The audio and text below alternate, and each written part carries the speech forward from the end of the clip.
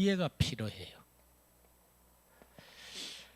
그게 13절에 나오는데요. 많은 믿는 사람들이 보면은 뭐 한 번씩 가도 이런 말을 하죠. 왜 하필이면 내게 이런 문제가? 왜 하나님은 딴 사람도 아니고 하나님은 왜 내한테만? 뭐 그렇게 말하는 게 쉬우니까 가겠죠. 그래서 왜 하나님은 내한테만 시험 주지? 왜 나만 어렵지? 왜 우리 집에만 자꾸 어려움 주지? 그거 아니다라는 거죠. 하나님은 시험을 받지도 주지도 않는다. 그게 시험에 대한 바른 이해예요. 시험은 사단이 우리에게 주는 것이지 하나님이 우리를 뭐 하려고 시험하겠어요. 그 다음에는 사단의 참소와 욥을 한번 보면은요, 사단은 참소합니다. 믿는 자를 참소해요. 그 예를 우리가 욥을 통해서 보면은 욥기서 1장 1절에서 12절에 나오죠. 욥이 사랑하는 자녀들을 놓고 계속 걱정해요. 저것들이 잔치하다가 형제들끼리 이 생일 파티하고 하다 혹시 범죄하면 어야지 자꾸 걱정하고 있는 그때에 막 소식이 막 전해오죠. 그러면서 이제 하나님 앞에 주의 종과 천사와 사탄이 둘이 서지요. 세상 두루 다녀봤냐? 거의 다녀봤다는 거예요. 그런데 내 종 욥을 봤느냐? 봤다는 거예요. 그래 어떻느냐? 그 의로운 자인데 하니까 사단이 하는 말이 뭡니까? 그게 하나님이 저렇게 엄청나게 복을 주니까 그렇지요. 사실 그렇습니까? 우리가 하나님이 내게 복을 주시니까 내가 하나님 믿는 겁니까? 그거 아니죠. 하나님이 내 기도 다 들어주니까 내가 하나님 믿는 겁니까? 그거 아니잖아요. 근데 사단은 그런 거를 가지고 참소하는 거예요. 하나님이 저래 엄청난 복을 주니까 욥이 그럴 수밖에 없잖아요. 그럴 때 하나님이 아니다. 네 한번 가서 건드려 봐라. 과연 욥이 내가 주니까 저러냐? 생명을 건들지 말고 다른 건 네 할 수 있는 거 다 해봐라. 그러니까 막 재산 다 빼앗아 가버리죠. 자녀들이 다 죽게 만들죠. 그러나 욥은 원망하지 아니하죠. 내가 부모로부터 알몸으로 왔다가 알몸으로 가는데 내가 뭘? 이게 욥의 신앙이잖아요. 마지막에 가서 욥이 고백하는 건 뭡니까? 이 환난을 통하여 내가 정금같이 나오리라. 우리는 어려움을 통하여 내 신앙이요 다져지고 다져져서 정금 같은 신앙이 되어져야지 유아와 같은 신앙이 되면 안 되는 거예요.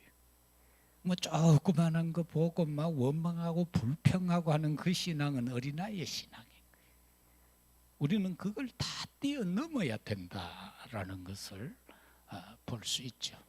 뭐 어떤 우리를 막 공격하는 젊은 기자가 있는데 법원에다가 지가 뭘 막 고발을 했어요. 그런데 법원에서 기각시켜 버렸어요. 헛소리하지 마라. 그거는 언론인으로서 할 일이 아니다. 그건 틀렸다라고 하면서 기각을 시켜 버렸어요. 아니 젊은 애라. 예. 그래서 정말 복음은 분명히 하나님이 함께 하시고 역사하시거든요.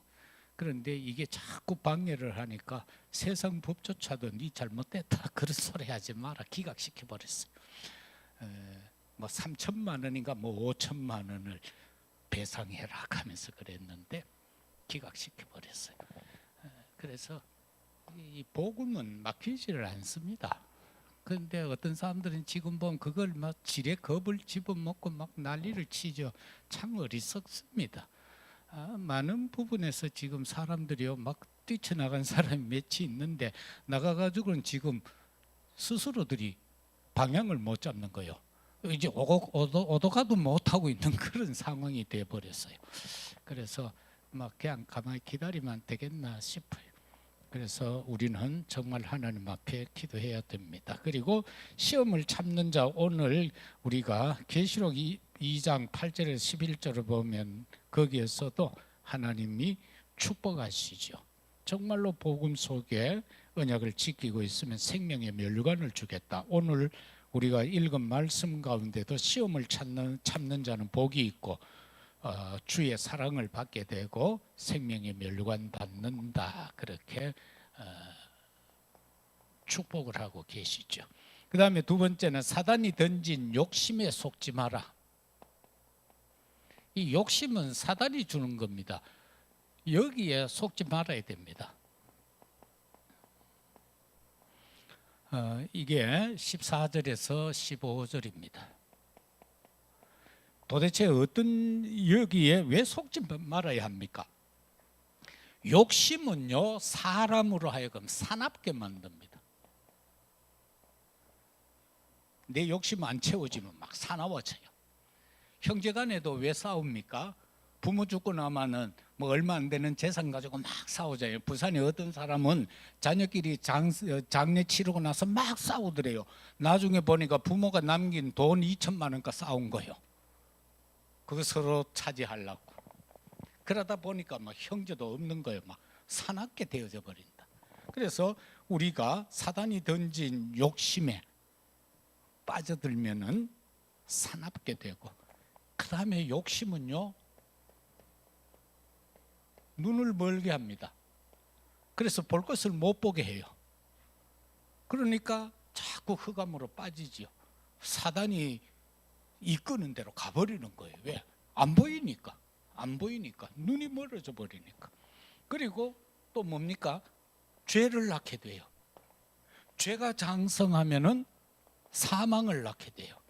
이건 무섭습니다. 사단이 던지는 욕심. 여기에 처음에 달콤해서 들어가 보면 결국은 죄로 빠지게 되고요, 더 나아가서 사망에 이르게 된다. 이걸 저와 여러분이 알아야 되는데, 그 예로 우리가 창세기 13장에 들어가면은 아브라함과 롯이 이제 재산이 막 늘어가고 짐승이 늘어나고 하니까 종끼리 싸우잖아요. 그래서 삼촌인 아브라함이 조카보고 말하죠. 야, 이제 우리 같이 못 살겠구나.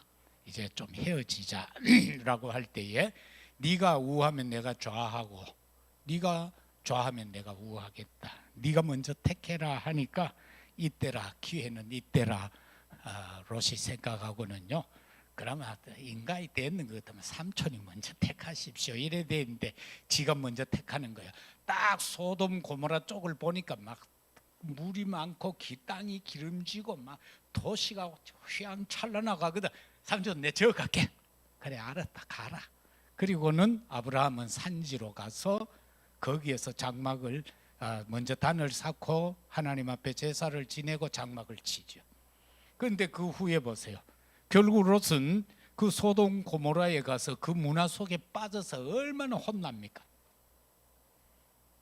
결국은 다 이루었던 그 불을 불에 다 태워버리죠. 그리고 도망하는 사건. 그리고 그 중간에도 보면은 이 연합군한테 사로잡혀 가죠. 산지로 간 아브라함은 복에 복을 받게 돼. 그래서 가병 318명을 이끌고 와서 조카를 구출하는 사건을 보게 됩니다. 그 다음에는 열왕기하 5장입니다. 이 열왕기하 5장 20절에서 27절 이 앞부분부터 보면은 아람의 군대 장관 나병이 걸려요. 그래서 그 계집종이 우리나라에 가면은 선지자가 있는데 그분한테 가면 낫는다 하죠. 뭐 별짓을 다 해봤을 것 아니에요. 총애받는 군대 장관이니까 뭐 왕도 얼마나 신경을 썼겠어요. 그런데 치유가 안 되는 거예요. 그래 오지요. 왔는데 어떻게 합니까? 그럼 뭐 다 안수라도 해줄 줄 알았는데 저 가다가 요단강에가 목욕하고 가라 하거든. 그리고 처음에는 이거 뭐 이런 게 있노? 내가 누군데? 자존심 상했죠. 그래 가는데 옆에 있던 종이 그래도 믿져야 본전 아닙니까? 뭐 물에 한번 더 갔다 나옵시다. 그런데 더 갔다 나왔는데 어린아이 살결같이 됐어. 그래 얼마나 좋겠어요. 그래 되돌아와서 어마어마한 금은 보화를 엘리사 앞에 내려놓으니까 안 한다 하잖아요. 나 이거 받는 게 아니다. 가지고 가라. 그런데 몸 좋은 게하시가 딱 보이 막 탐이 나잖아. 막 옷도 막 너무 그 뭐 왕이 저 군대 장관이 가져왔으니까 얼마나 좋은 것들이겠어요. 근데 그게 은근히 갖고 싶은 거라. 금덩이도 가고 싶고 그래 가고 있는데 요래 보고 선생님이 안 보일 때 뒷문으로 빠져나와가 막 따라간 거예요. 아까는 그렇게 했는데 선생님이 어디 구제하려고 이래 필요하다 뭐 옷두벌하고 금덩어리하고 달라고. 근데 그걸 엘리사가 모르겠어요. 야, 너 왜 그랬나? 그럴 때 발뺌을 하죠. 그런데 그의 나만에게 임하여 있던 그 나병이 게하시한테 가버린 거예요. 그런 이런 문제를요 우리가 깊이 한번 묵상해 보면은 아주 얻을 게 많습니다.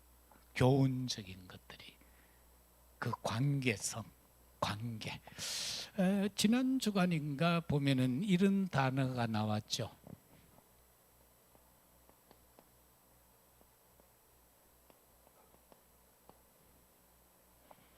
관계 언약. 저걸 설명할 때 이렇게 설명했죠. 모세와 그리고 그 형 아론, 누나 미리암.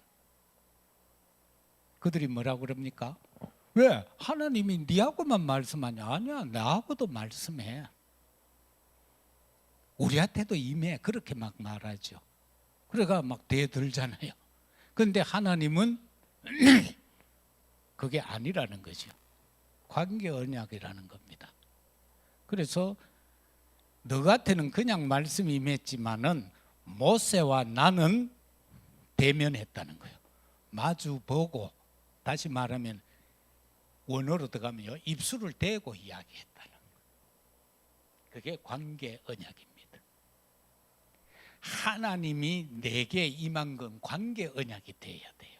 그냥 우리가 언약 붙잡잖아요. 뭐 붙잡았다 해놓고 뭐 안 하잖아요. 그런데 그 하나님이 내게 어떻게 나로 하여금 무엇을 하고자 하는가, 그게 관계 언약이다. 그게 내게 임해야 된다는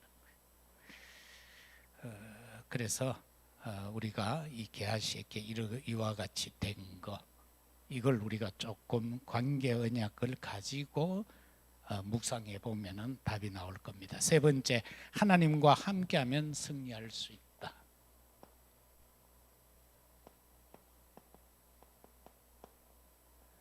참 임마누엘 함께한다는 거, 이게 바로 구원이잖아요. 내가 영접하지 않고 믿지 아니하였을 때는 하나님이 내하고 함께 안 하죠. 하나님이 나와 함께 한다는 건 내가 바로 구원받았다는 거예요. 그래서 하나님과 함께 하면 뭐 승리할 수밖에 없잖아요. 17절 18절 내용인데, 여기에서 저와 여러분들은 우리가 또 붙잡을 거는 이게 가장 설명 잘해 놓은 것이요. 이 임마누엘 함께의 설명이 가장 잘 된 것은 이겁니다. 시편 23편 1절에서 6절 말씀이에요. 여호와 나 네 목자다. 그래서 내게 부족함이 없다는 거예요. 이 다윗의 이 믿음, 이게 오늘 우리 믿음이 되어야 될 겁니다. 자, 이게 되면은 끝인데, 하나님이 내게 목자라는 게 확신만 되면 끝인데, 참 그래요. 그 시기예요. 그래서 임마누엘 함께.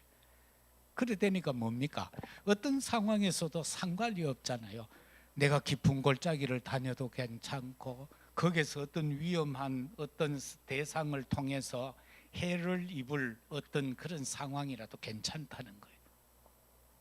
그때 여호와께서 지팡이하고 막대기로 나를 안위해 주신다.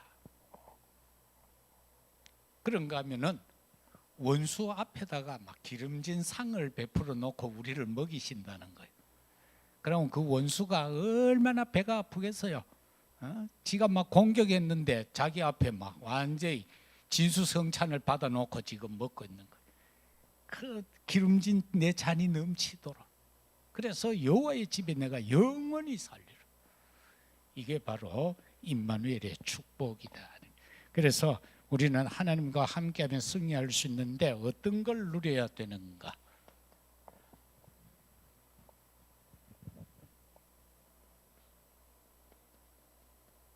이 신분을 가지고 예수 그리스도를 누려라. 우리의 신분이 뭡니까? 베드로전서 2장 9절에 보면은 택하신 백성이요 왕같은 제사장이요 아름다운 빛을 선전하는 자로 우리를 불렀다고 했죠.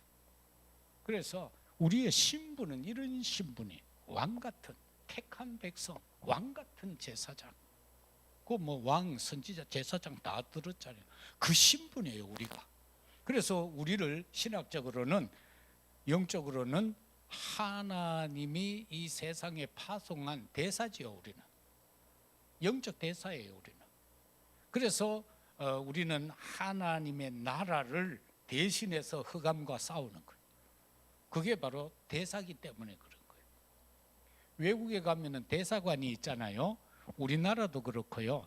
서울에 가면은 뭐 부촌에 가면 전부 대사관이 있어요. 그리고 대사관저, 그거는요 우리나라의 땅 위에 건설되어져 있지만은 우리나라가 아니에요. 그 나라예요. 그래서 치외 법권 지역이잖아요. 그것처럼 우리가 영적으로 우리는 하나님의 대사예요. 그래서 우리가 있는 곳은 뭡니까? 하나님의 나라잖아요. 우리가 있는 곳이 천국이에요.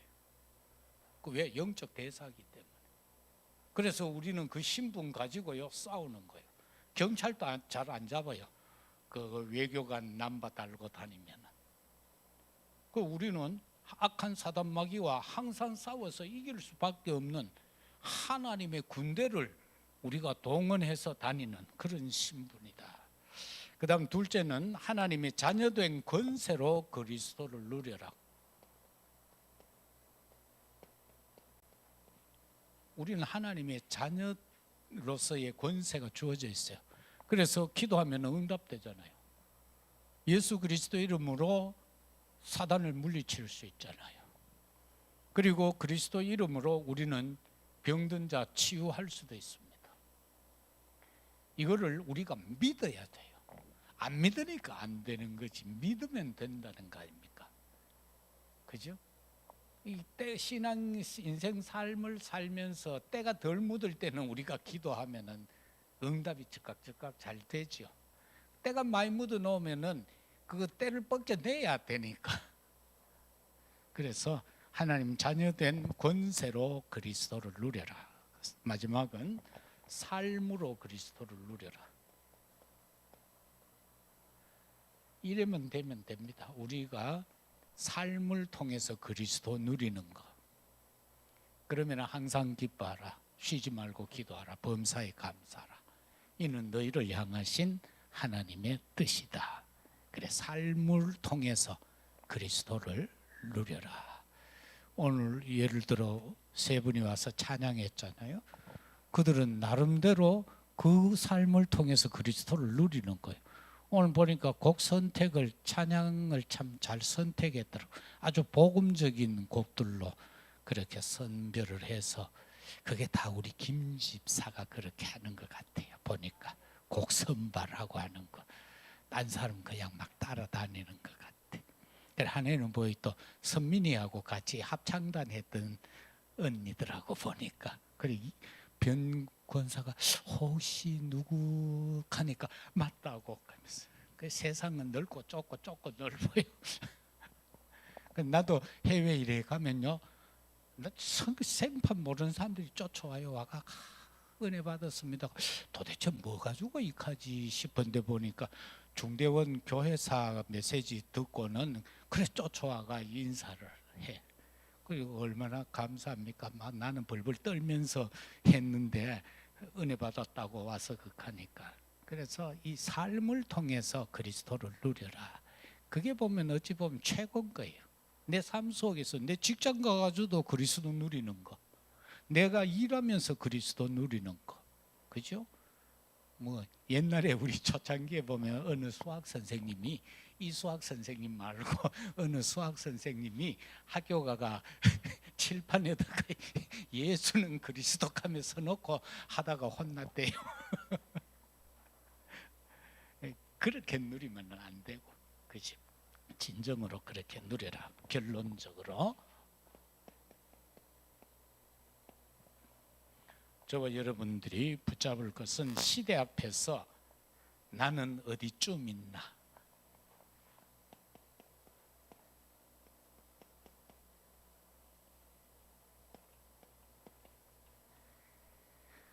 오늘 이 시대 속에서 나는 지금 뭘 하며 어디쯤 있나? 이거를 빨리 깨달아야 돼요. 이게 우리에게 주어진 숙제예요, 숙제.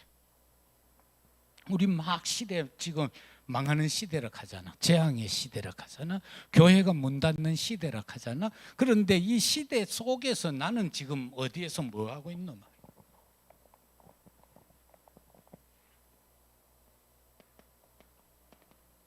이 교회, 대구 선교교회 속에서 나의 사명은 뭐냐? 지금 어떤 사명을 감당하고 있나? 그래서 빛의 망대, 복음의 망대를 세우고 있느냐, 이걸 점검하면 되겠습니다. 그리고 마지막은 나의 여정은 어떻게 역사되고 있나?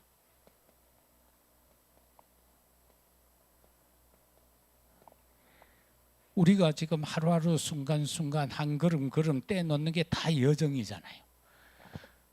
앉고 서고 일어나고 다니고 하는 이게 모든 게 복음 안에서 여정이에요. 불신자는 모르고 한 여정을 살다 그냥 가는 거지만은 우리는 언약이 있기 때문에 그 언약을 붙잡고 내 여정이 어떻게 지금 역사되고 있나, 그거 확인하면 되는 겁니다. 그러면은 절대로 속지 않습니다. 야고보는 행함을 강조한 것도 아니고요, 율법을 강조한 것도 아니에요. 야고보는 어찌 보면은 사실적인 언약, 복음을 말하고 있는 겁니다.